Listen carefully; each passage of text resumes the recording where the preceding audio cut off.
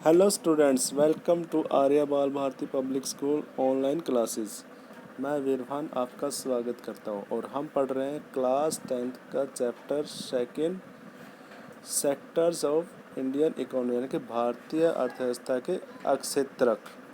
तो कल मैंने आपको यहाँ पे छोड़ा था लास्ट चैप्टर में कि जो पैराग्राफ है इसको आपने फिल करना है। जैसे इसमें दिया है 1930 72 to 73, 73 to 74, 2001 एंड 11, 2003 एंड 15। इसमें ये दिखाया गया है कि शेयर इन जीडीपी, यानी कि जीडीपी में शेयर कितना है और शेयर इन एम्प्लॉयमेंट और एम्प्लॉयमेंट कितना दे रहे हैं। ठीक है, तो इस टेबल को आपने अच्छे से स्टडी करना है और इसको आई थिंक आपने कर भी लिया होगा इसको कंप्लीट। तो पहला है इसमें, choose the correct answer. Under unemployment occur when people, यानी कि अल्प बेरोजगारी तब होती है जब लोग, आपके साथ ऑप्शन है, जब लोग ये कहते हैं do not want to work, जब वो काम करना नहीं चाहते, are working in a lazy manner, या फिर वो लेजी मैनर से काम करते हैं, are working less than work they are capable of being, यानी कि जितना वो काम करने के कैपेबल है उससे कम वो काम करते हैं। तो क्या वो है बेरोजगारी, अल्प बेरोजगारी।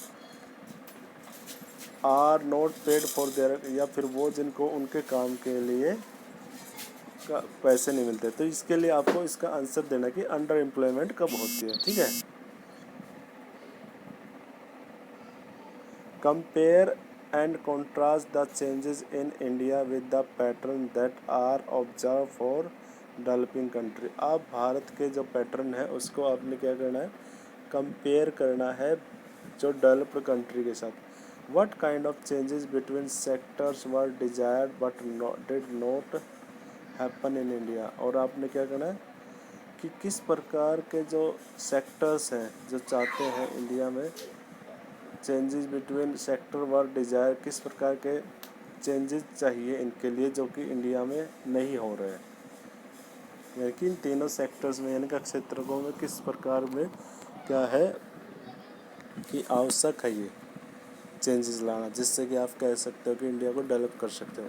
Fourth, why should we worried about under employment, और हमें अंडर एम्प्लॉयमेंट के बारे में चिंतित क्यों होना चाहिए। तो ये क्वेश्चन है, आप अपने खुद भी करके देखना और लास्ट में जब ये चैप्टर कंप्लीट हो जाएगा इनके आंसर मैं दूंगा भी, तो आप वहाँ पे मैच भी कर लेना। ठीक है, next, how to create more employment, यानी कि ज़्यादा बेरोजगार को हम कैसे बढ़ा सकते हैं, यानी कि ज़्यादा नौकरियां कैसे क्रिएट की जाती है, आज हम ये पढ़ेंगे।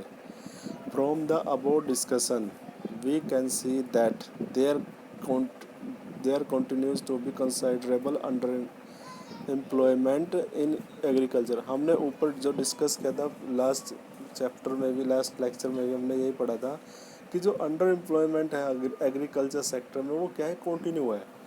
There are also people who are employed at all, और यहाँ पे ऐसे भी हैं लोग जो कि पूरी तरह से एम्प्लॉयड भी नहीं, नॉट एम्प्लॉयड एट ऑल, बिल्कुल भी वो एम्प्लॉयड नहीं है।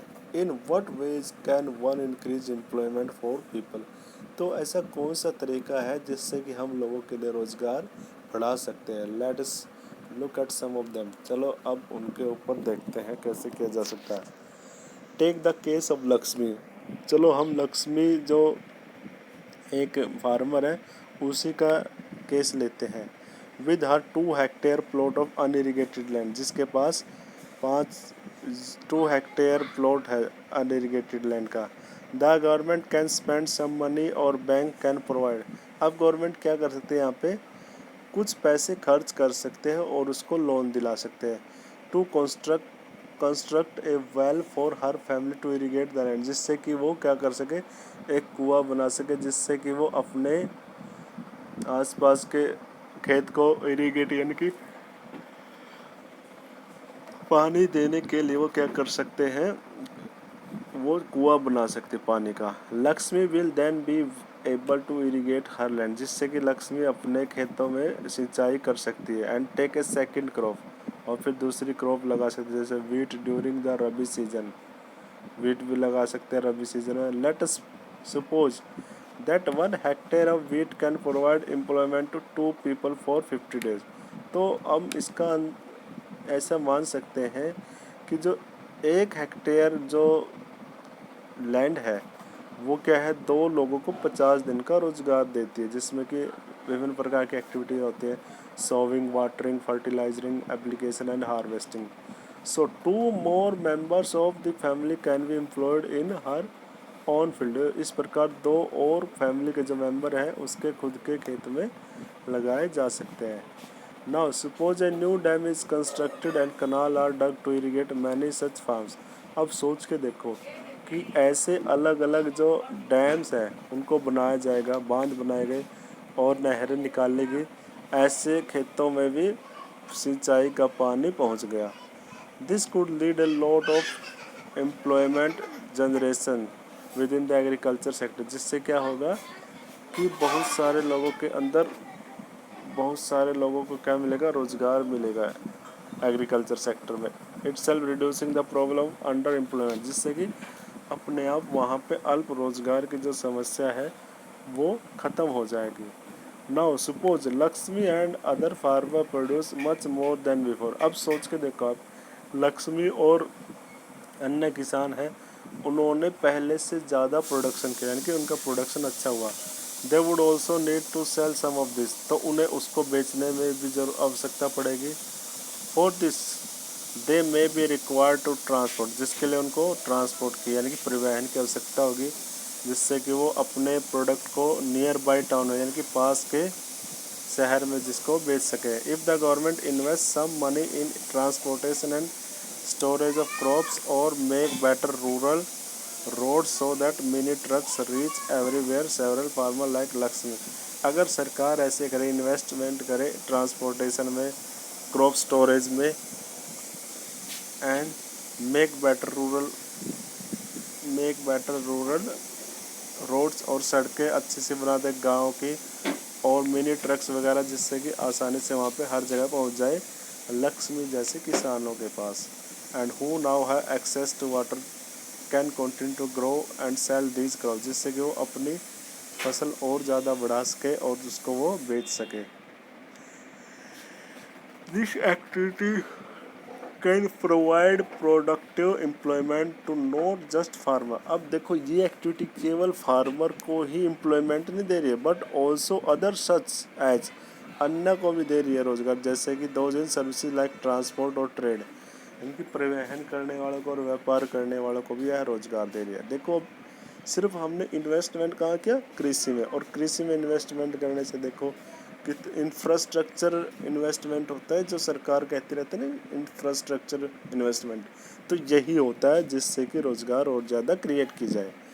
Lakshmi's need is not confined to water alone. अब लक्ष्मी की जो आवश्यकता थी वो केवल पानी की नहीं थी, टू कल्टिवेट द लैंड, अब उसको भूमि को जोतने के लिए सी ऑल्सो नीड सीड्स, उसे बीज की जो आवश्यकता होती है, फर्टिलाइज़र की भी आवश्यकता होती है, एग्रीकल्चरल इक्विपमेंट की भी आवश्यकता होती है, and pump set to draw water, और ये भी चाहिए उसको वाटर के लिए पंप सेट वगैरह।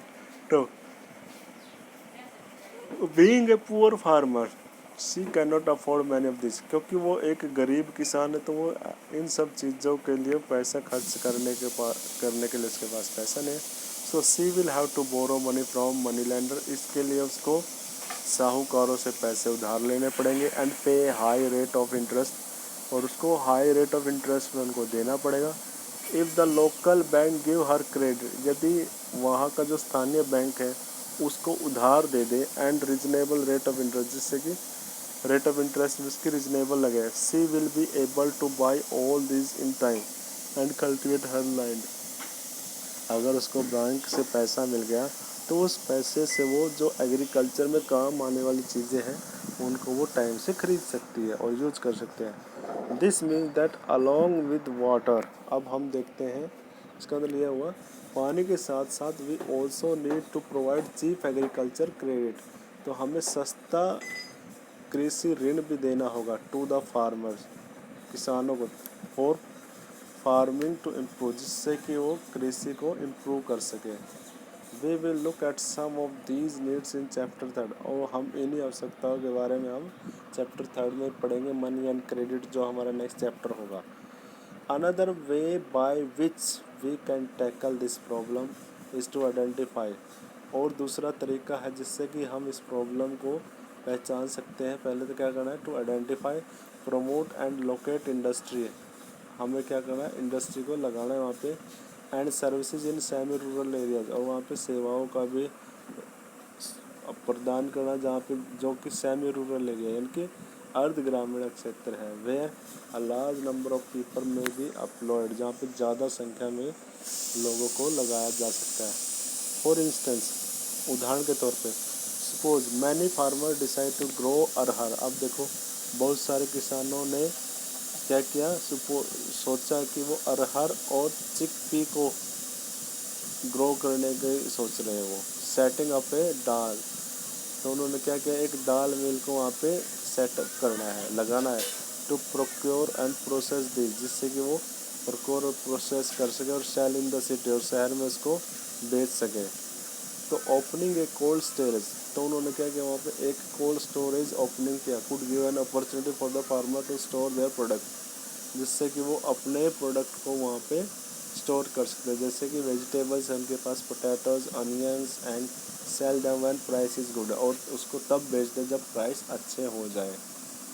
इन villages near forest area we can start honey collection, यही ऐसे ही गाँव में जो कि फॉरेस्ट एरिया उसके पास हम हनी कलेक्शन सेंटर लगा सकते हैं, where farmer can come and sell wild honey, जहाँ पे किसान जाए और शहद को बेच सके। तो ये कुछ तरीके हैं रोज़गार को क्रिएट करने के, ये काम करने चाहिए सरकार को, लेकिन आजकल ये नहीं हो रहा है। सच्चाई तो ये है, अगर सरकार इंफ्रास्ट्रक्चर लेवल पे ऐसे पैसे लगाए, इन्वेस्टमेंट करे, तो बहुत सारे रोज़गार क्रिएट किए जा सके हैं। It is also possible to set up industry that process vegetables and agriculture product like potatoes, sweet potato, rice, wheat, tomatoes, fruits which can be sold in outside। तो इस प्रकार यहाँ पे इंडस्ट्री सेटअप की जा सकती है जहाँ पे वेजिटेबल्स को, एग्रीकल्चर को क्या किया जा सकता है, प्रोड्यूस किया जा सकता है, और उनको ताकि आगे जाके मार्केट में बेचा जा सके।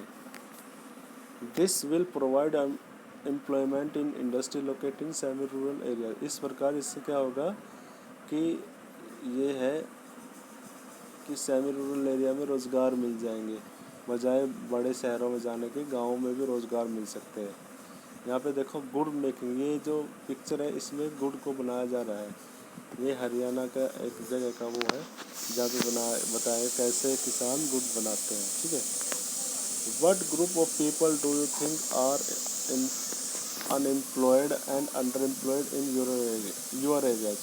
तो अब आपके लिए क्वेश्चन है कि आपके हिसाब से किस ग्रुप के जो लोग हैं जो कि अनएम्प्लॉयड है यानी कि बेरोजगार है, या फिर अंडर एम्प्लॉयड है या कि अल्प रोजगार मिला उनको आपके क्षेत्र में। Can you think of some measures, क्या आप उनके लिए कुछ कदम उठा सकते, that could be taken up for them, जिससे कि उनके लिए आप कुछ कर सकते हो। तो ये हम आगे पढ़ेंगे कल। आज हमने ये रोज़गार को क्रिएट करने के बारे में पढ़ा है, ठीक है। तो नेक्स्ट हम कल पढ़ेंगे इसके बारे में आगे, हम कैसे रोज़गार दिला सकते हैं लोगों को, ठीक है। Okay students.